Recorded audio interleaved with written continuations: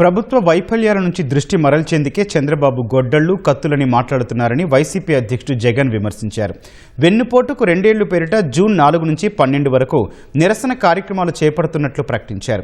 June 4న మండల కేంద్రాల్లో నిరసనలు, 8, 9 తేదీల్లో నియోజకవర్గ కేంద్రాల్లోని టౌన్ హాళ్లలో చర్చా కార్యక్రమాలు నిర్వహించాలన్నారు.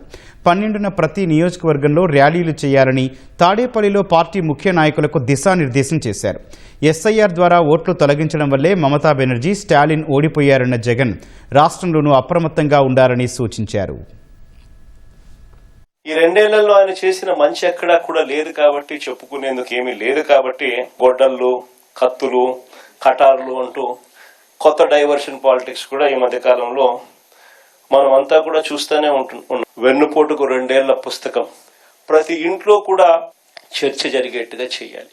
జూన్ 4 నుంచి 12 వరకు ఏదో తూతూ మంత్రంగా చేయడం కాదు. వెన్నుపోటు పొడిస్తే ప్రజలు రియాక్ట్ అవుతారు అన్న సెగలు కూడా చంద్రబాబుకు తగలాలి.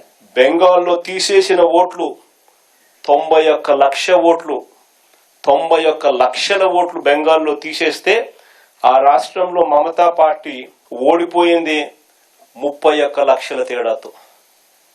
తమిళనాడులో 74 లక్షల ఓట్లు తీసేస్తే స్టాలిన్ పార్టీ ఓడింది 17 లక్షల తేడాతో.